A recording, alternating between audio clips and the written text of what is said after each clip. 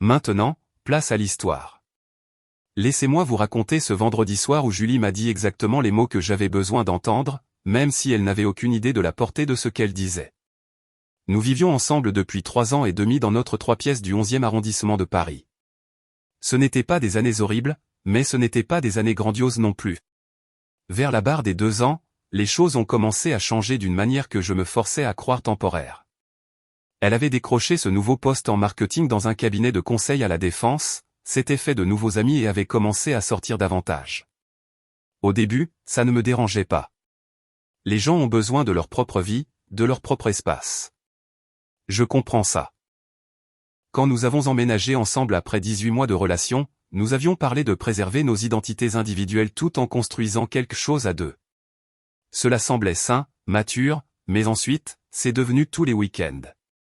Chaque jeudi, elle commençait à planifier son vendredi soir comme si je ne faisais pas partie de l'équation. Les samedis soirs se transformaient en sorties de groupe où je n'étais pas invité. Les brunchs du dimanche avec les collègues pendant que je restais assis à la maison à me demander quand j'étais devenu optionnel dans mon propre couple. Le schéma était toujours le même.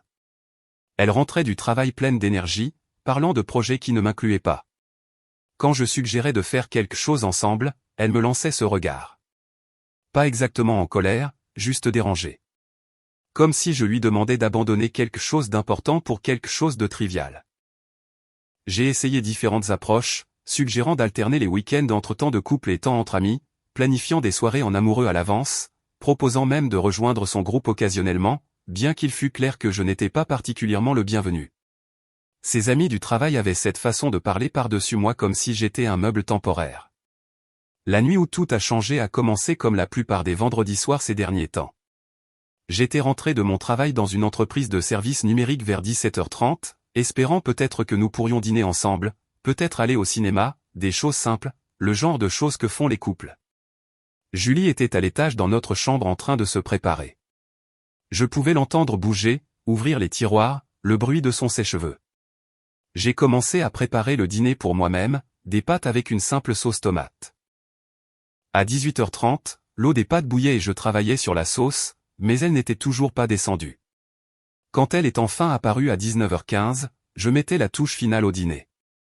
Elle portait cette robe noire, celle avec le décolleté plongeant qu'elle avait achetée il y a 3 mois et qu'elle prétendait réserver pour les grandes occasions. Vous savez, cette robe qui dit que vous essayez d'impressionner quelqu'un, et que ce quelqu'un n'était clairement pas moi. Son maquillage était parfait. Pas le mascara et le gloss décontracté qu'elle portait au travail, mais le grand jeu. Fond de teint, contouring, regard charbonneux, la totale. Ses cheveux étaient coiffés en ondulations souples qui lui avaient pris au moins 40 minutes. Elle sentait ce parfum cher que je lui avais offert pour son anniversaire.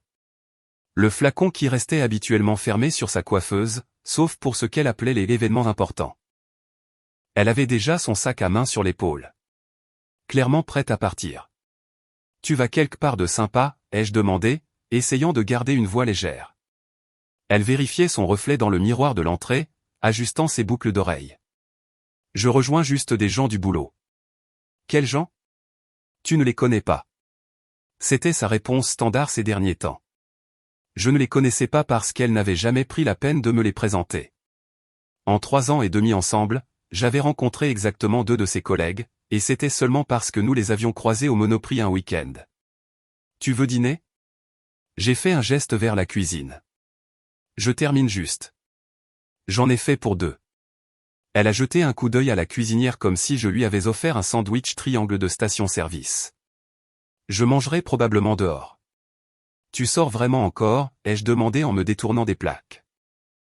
C'est le 4e week-end d'affilée. Elle a arrêté d'ajuster ses boucles d'oreilles et s'est tournée vers moi.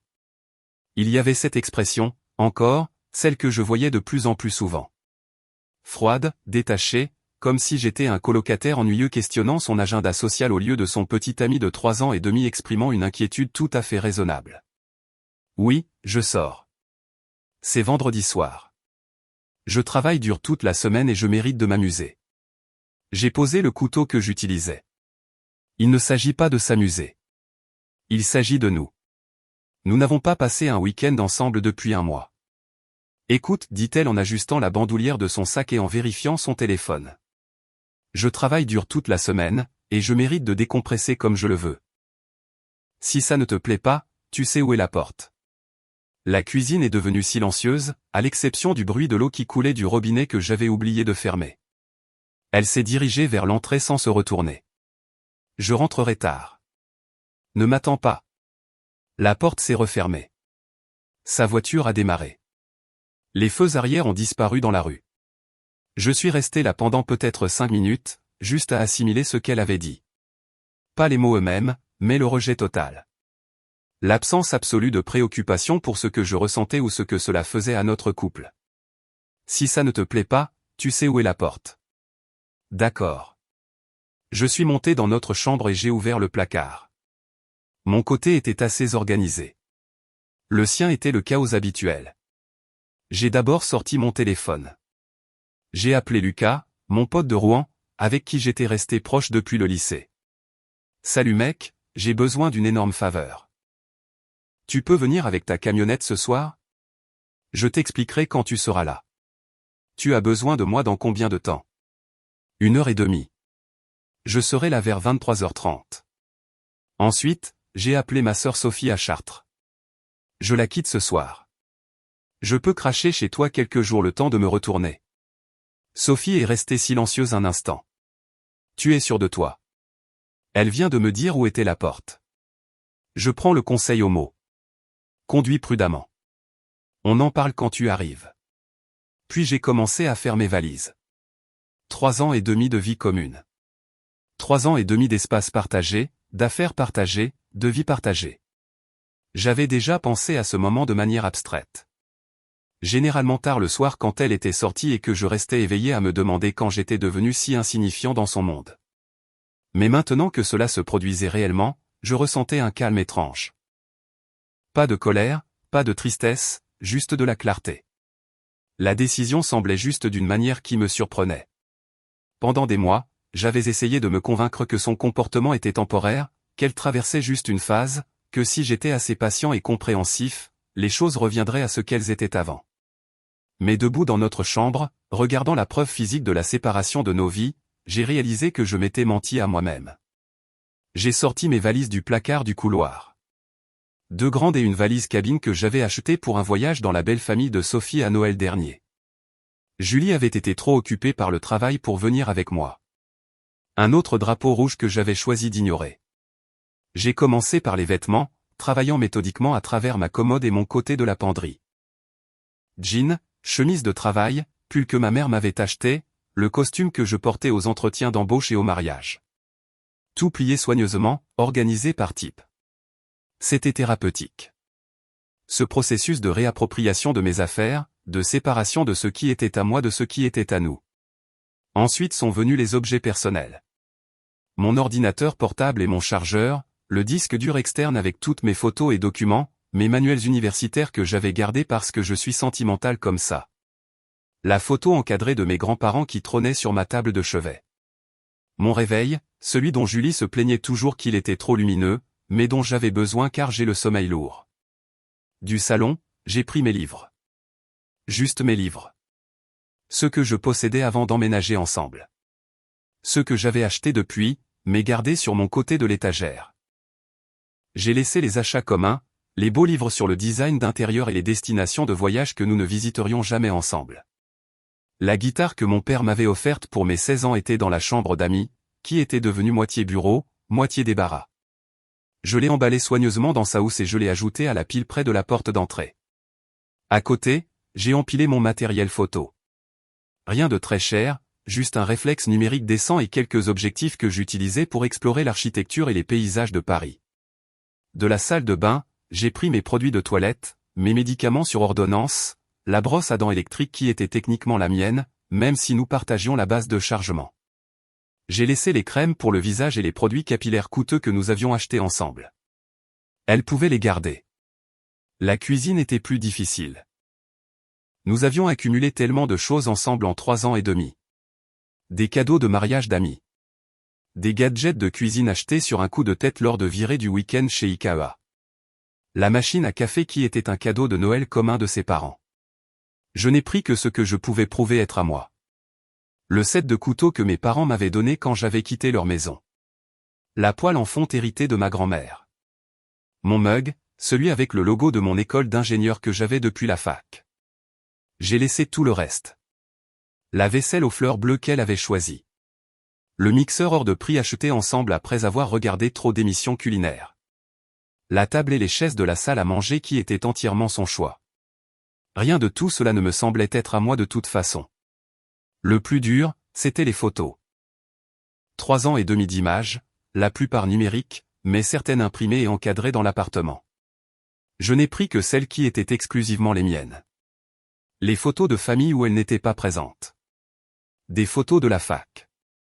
Quelques paysages parisiens que j'avais pris et dont j'étais particulièrement fier. J'ai laissé toutes les photos de nous deux. Absolument toutes. Elles ressemblaient à des artefacts de la vie de quelqu'un d'autre maintenant. Lucas est arrivé à 23h35, exactement comme il l'avait dit. Il a jeté un coup d'œil à mon visage et à la pile d'affaires près de la porte et a juste dit « Par quoi tu veux que je commence ?» C'est ce que j'aimais chez Lucas. Pas de drame, pas de jugement, pas de tentative de me dissuader. Juste un soutien pratique quand j'en avais le plus besoin. Les trucs lourds d'abord, ai-je dit. Guitare, matériel informatique, ce carton de livres. Nous avons travaillé comme lors d'une opération militaire. Lucas avait fait l'armée pendant 4 ans après le lycée, et il apportait cette même efficacité dans la vie civile. Organisé, méthodique, silencieux. Nous avons déplacé mes affaires de l'appartement vers la camionnette en un peu plus d'1 heure. Vers minuit 45, alors que nous chargions le dernier carton, Lucas a demandé « Tu es sûr de toi ?» Je l'ai regardé. Cet ami qui avait conduit 1h30 en pleine nuit pour m'aider à quitter la femme avec qui je vivais depuis 3 ans et demi. Sans poser de questions. Elle m'a dit où était la porte si je n'aimais pas sa vie. Je ne fais que suivre les instructions. Il a hoché la tête. C'est juste. Est-ce qu'elle a jamais apprécié ce qu'elle avait? Je ne pense pas qu'elle ait jamais vu ça comme quelque chose qui valait la peine d'être apprécié. C'est sa perte. À 1h15 du matin, les véhicules étaient chargés.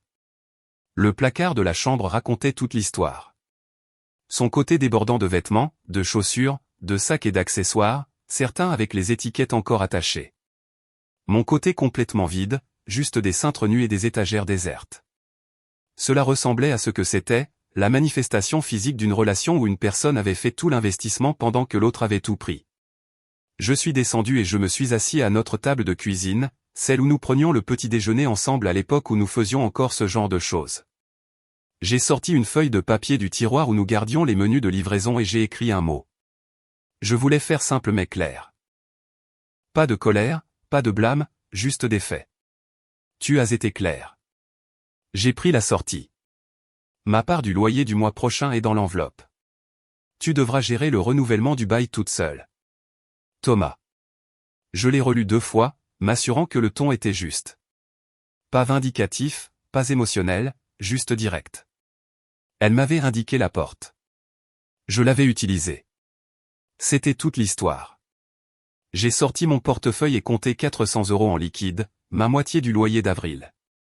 Nous avions toujours partagé les dépenses 50-50e. Même si je payais de plus en plus nos activités communes ces derniers temps, les restos, les cinés, les courses dont elle profitait mais qu'elle ne proposait jamais de payer. J'ai mis l'argent dans une enveloppe et écrit le loyer avril dessus. Puis j'ai enlevé ma clé du trousseau. La clé de l'appartement, la clé de la boîte aux lettres, la clé de la cave où nous gardions les décorations de Noël. 3 ans et demi d'accès à sa vie réduit à un petit tas de métal sur le comptoir de la cuisine. J'ai regardé l'appartement une dernière fois. Le salon où nous regardions Netflix le dimanche après-midi. La cuisine où j'avais préparé le dîner pour 2 temps de soir pendant qu'elle était sortie faire des choses plus importantes. Le balcon où nous avions l'habitude de nous asseoir et de parler de nos journées, à l'époque où elle se souciait de mes journées. Rien de tout cela ne me semblait plus être à moi. Ça ne l'était plus depuis des mois, en réalité. J'avais juste été trop têtu ou trop optimiste pour l'admettre. J'ai verrouillé la porte de l'intérieur, puis je suis sorti par la baie vitrée du balcon. Nous étions au 1er étage d'une résidence moderne qui avait un escalier de secours extérieur donnant sur le parking. Je l'avais utilisé quelques fois quand j'avais oublié mes clés.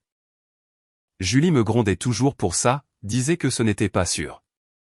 Ce soir, cela semblait être la métaphore parfaite, prendre la sortie non conventionnelle parce que la porte d'entrée n'était plus une option. J'ai refermé la porte du balcon derrière moi et je suis descendu par l'escalier métallique.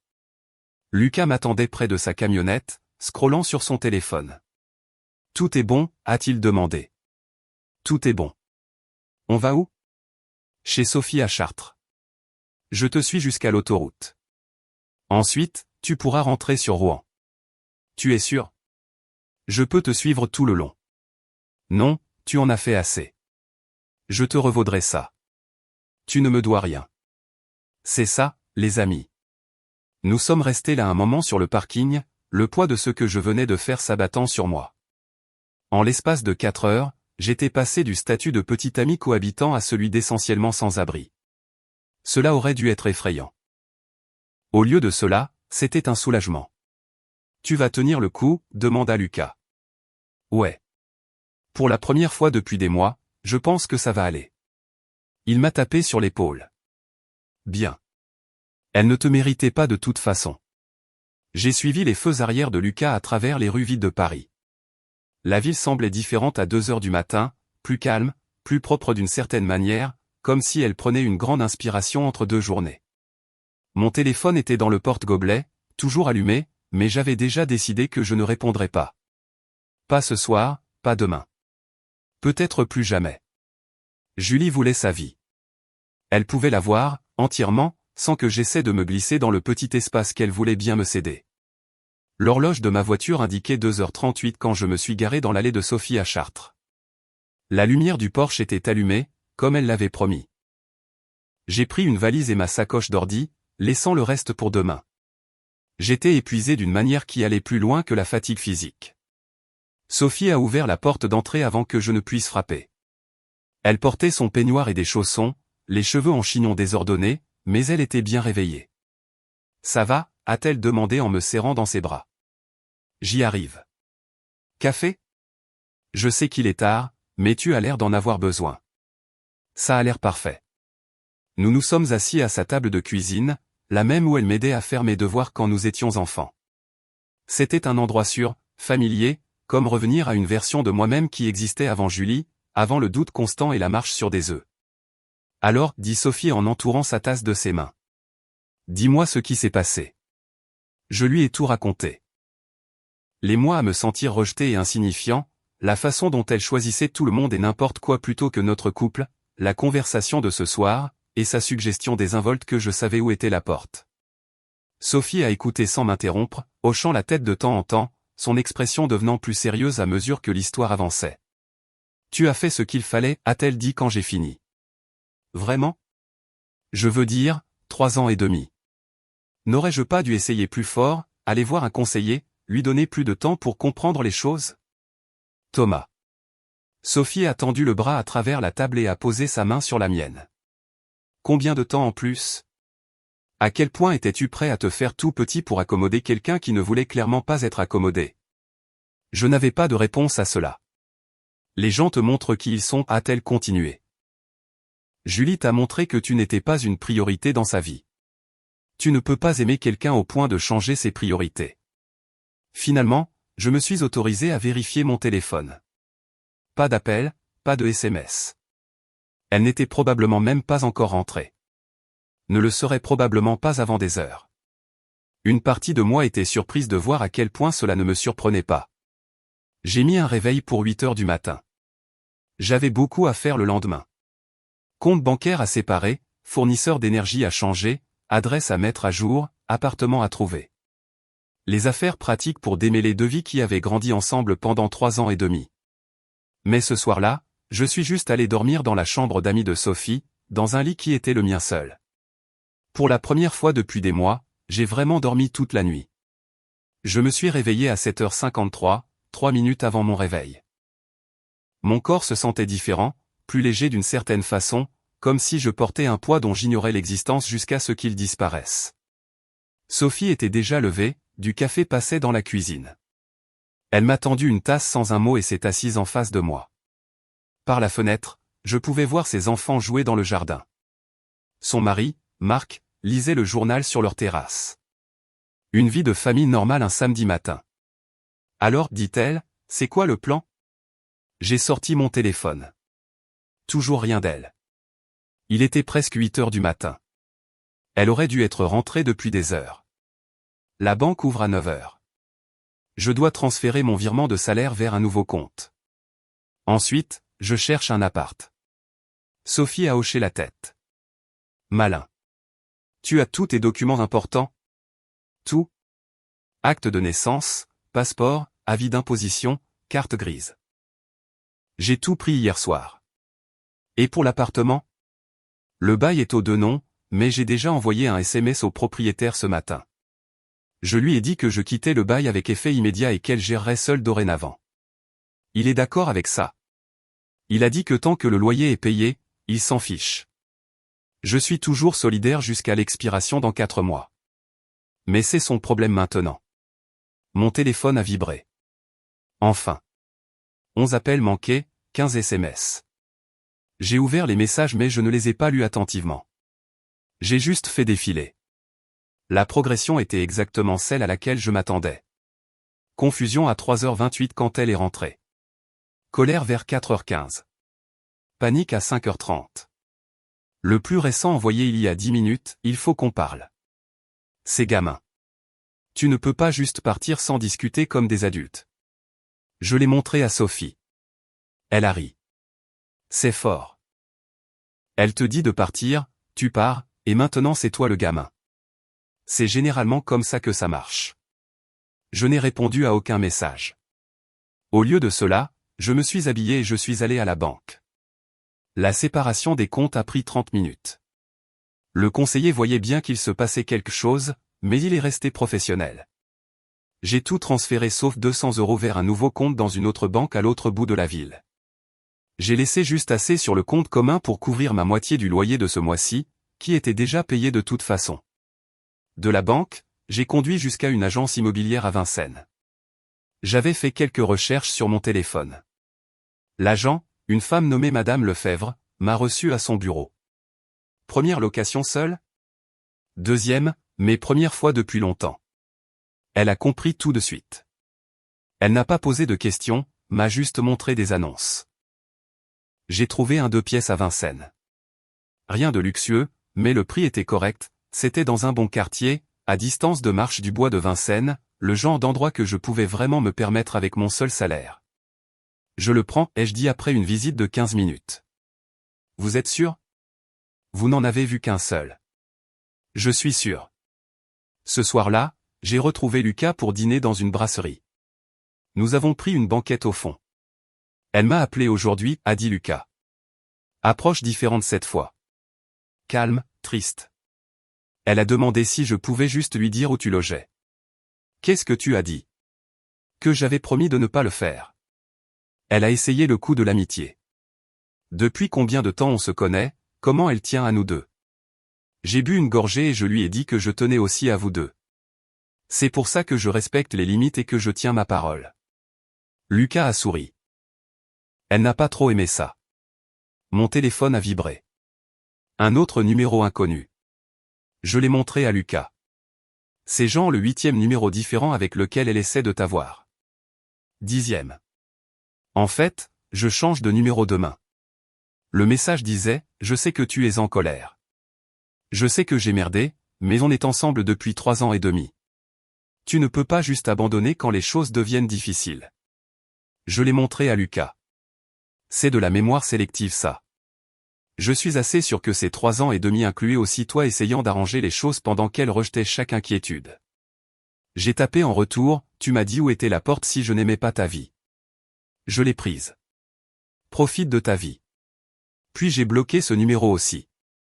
Froid, a dit Lucas. Mais il souriait. Factuel. Nous avons regardé le match un moment. C'était normal, agréable, comme si je redevenais celui que j'étais avant que tout ne devienne compliqué. Vers 21h, mon mail pro a sonné. C'était Laurent, mon chef d'équipe. Tout va bien? Tu semblais distrait hier. Si tu as besoin d'aménagement flexible cette semaine, fais-le-moi savoir. J'ai apprécié ça. Laurent était quelqu'un de bien. 3 jours après mon départ, Julie a finalement eu la présence d'esprit de se pointer à mon travail. J'ai vu sa voiture sur le parking quand je suis arrivé ce matin-là. Elle attendait près de l'entrée de l'immeuble. Elle avait l'air terrible, cheveux pas lavés, yeux bouffis, portant un jogging et un de mes vieux sweats de fac que j'avais laissé derrière moi. Une partie de moi s'est sentie mal, une toute petite partie. Le reste de moi se souvenait de son allure 3 soirs plus tôt dans cette robe noire, franchissant la porte sans une seconde pensée. Je suis passé juste devant elle. « Attends » a-t-elle crié. « S'il te plaît, juste 5 minutes. » J'ai continué à marcher. L'agent de sécurité, Charlotte, était à l'accueil. Je l'avais déjà prévenu que cela pourrait arriver. « Monsieur » a dit Charlotte assez fort pour que tout le monde entende. « Cette personne vous importune-t-elle » ? « Oui » ai-je dit simplement. « Madame, vous devez quitter les lieux immédiatement ou j'appelle la police. » « Vous êtes sérieux là ?» La voix de Julie s'est brisée. « Je veux juste parler à mon copain. Il vous a demandé de partir. Cela signifie que vous êtes en violation de propriété. » Je ne me suis pas retourné, continuant simplement vers l'ascenseur. Je l'ai entendu commencer à pleurer derrière moi, mais j'ai appuyé sur le bouton et attendu. Les portes se sont ouvertes. Je suis entré. Alors qu'elle se fermait, j'ai vu Charlotte la diriger fermement vers la sortie. Laurent est passé à mon bureau 1 heure plus tard. « Tout va bien ?» Charlotte a mentionné un incident. Situation personnelle, c'est géré. Besoin de congé. Non, chef. Ça va. Il m'a étudié un instant. Laurent avait traversé son propre divorce quelques années auparavant. Il comprenait. D'accord, mais si ça change, dis-le-moi. Ça marche. Je me suis noyé dans le travail. Ça aidait. Du code, des bases de données, des interfaces utilisateurs, des problèmes normaux avec des solutions normales. Heure du déjeuner.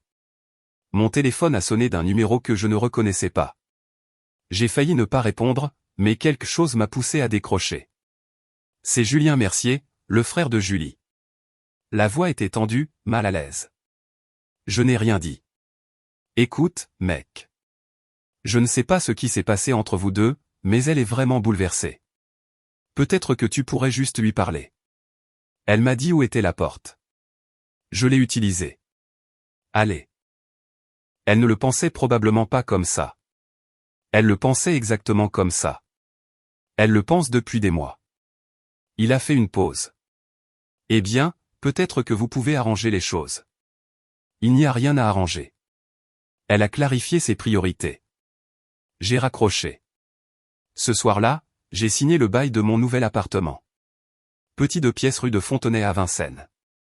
Parquet, cuisine correcte, à distance de marche du parc. C'était bien. La 2e semaine a apporté plus d'escalade. Julie a laissé des messages vocaux sur mon téléphone professionnel jusqu'à ce que Laurent fasse bloquer son numéro par l'IT. Son amie Madison a appelé chez Sophie, je ne sais comment. Elle a eu le numéro par une connaissance commune. Sophie a écouté poliment pendant environ 30 secondes, puis a dit « Thomas est un adulte qui prend ses propres décisions. Bonne journée » et a raccroché. Persistante, a dit Sophie. Désespérée, ai-je corrigé. Mon téléphone a vibré avec un autre numéro inconnu. Cette fois, ce n'était pas elle. C'était sa mère, Madame Mercier. Je m'étais toujours bien entendu avec les parents de Julie, mais c'était un terrain délicat. « Thomas, chéri, qu'est-ce qui se passe ?» Julie est hors d'elle. Madame Mercier, j'apprécie l'appel, mais c'est entre Julie et moi. Elle dit que tu es juste parti sans prévenir. Elle m'a dit où était la porte si quelque chose ne me plaisait pas. J'ai suivi son conseil. Il y eut un long silence. Eh bien, peut-être que tu pourrais juste lui parler. Régler les choses comme des adultes. J'ai essayé de parler pendant des mois. Elle n'était pas intéressée pour écouter à ce moment-là. Les gens disent des choses qu'ils ne pensent pas quand ils sont énervés. Parfois, ils disent exactement ce qu'ils pensent. C'est ce qui s'est passé ici. J'ai mis fin à l'appel doucement mais fermement. Madame Mercier était une femme gentille, mais elle menait la bataille de sa fille, pas la mienne. Vendredi soir, j'ai emménagé dans mon nouvel endroit. Lucas m'a aidé à nouveau, avec le mari de Sophie, Marc. Ça n'a pas pris longtemps. Je n'avais plus grand-chose. Ce soir-là, je me suis assis dans mon salon vide, par terre, mangeant une pizza et buvant une bière. Mon téléphone était silencieux pour la première fois de la semaine. L'appartement était silencieux aussi. Pas un silence de solitude, juste un silence paisible. Pour la première fois depuis des mois, je me sentais à nouveau moi-même. La 3e semaine a apporté la phase de désespoir. Julie a d'une manière ou d'une autre obtenu ma nouvelle adresse et s'est présentée un mardi soir. Je revenais d'une promenade au bois de Vincennes quand je l'ai vue assise sur les marches de mon immeuble. « Il faut qu'on parle », a-t-elle dit. « Non, on n'a pas besoin. S'il te plaît, juste 5 minutes. » J'ai déverrouillé ma porte mais je ne l'ai pas invitée à entrer. « Tu as dit ce que tu avais à dire ce vendredi soir. Je t'ai entendu. Je ne le pensais pas comme ça. J'étais en colère. J'ai dit un truc stupide. Non, tu as dit quelque chose d'honnête. Peut-être la chose la plus honnête que tu aies dite depuis des mois. » Elle a commencé à pleurer. « Tu me manques. Nous me manquons. Ce qui te manque, c'est d'avoir quelqu'un qui se souciait plus de ton bonheur que tu ne le faisais toi-même. C'est pas juste. C'est exactement juste. Tu avais quelqu'un qui aurait fait n'importe quoi pour toi, qui est resté fidèle, qui a essayé d'arranger les choses, qui s'est plié en 4 pour te rendre heureuse. Tu as jeté tout ça parce que sortir avec tes collègues était plus important. Je peux changer. Tu as eu des mois pour changer. Tu as choisi de ne pas le faire. Maintenant, tu dois vivre avec ce choix. Je suis rentré et j'ai fermé la porte. Elle est restée assise sur les marches pendant encore 1 heure, mais je ne suis pas ressorti. Finalement, j'ai entendu sa voiture démarrer et s'éloigner. La semaine suivante, j'ai établi une routine. Promenade matinale dans le parc avant le travail. Déjeuner dans un petit café sur l'avenue de Paris où le patron, Jacques, faisait de super sandwichs et ne posait pas de questions personnelles. Soirée à lire ou à travailler sur des projets de code personnel. C'était bon, propre, authentique. Jeudi après-midi, je suis tombé sur Julie au carrefour du coin. Elle était au rayon céréales, l'air fatigué et comme plus petite. Elle m'a vu avant que je puisse changer de direction. Thomas. Julie. Nous sommes restés là un moment, le caddie entre nous comme une barrière. « Comment vas-tu » a-t-elle demandé. « Bien. Et toi ?» Je fais aller. J'ai réemménagé avec Madison et sa coloc. Je ne pouvais pas payer l'appart toute seule. J'ai hoché la tête mais je n'ai pas proposé d'aider. Ce navire avait navigué. J'ai réfléchi à ce que tu as dit sur les priorités et le respect. Tu avais raison. Je sais. Tu penses. Elle a fait une pause, semblant rassembler son courage. Tu penses qu'on pourrait réessayer? Je pourrais faire mieux. Je l'ai regardée pendant un long moment. Elle avait l'air sincèrement désolée. Sincèrement triste. Mais désolée ne suffisait pas à effacer des mois de comportement dédaigneux et de manque de respect fondamental. Tu m'as dit ce que tu ressentais à propos de ma place dans ta vie, ai-je dit doucement. Je t'ai cru. Mais j'avais tort. Tu n'avais pas tort. Tu as été honnête. Pour une fois, tu m'as dit exactement ce que tu ressentais au lieu de faire semblant que tout allait bien tout en me traitant comme si je ne comptais pas. Son visage s'est décomposé. Alors c'est tout. 3 ans et demi et c'est juste fini. 3 ans et demi et tu as choisi de finir ça au moment où tu m'as indiqué la porte. Je t'ai juste prise au sérieux. J'ai poussé mon caddie devant elle vers la caisse. Prends soin de toi, Julie. Elle ne m'a pas suivi.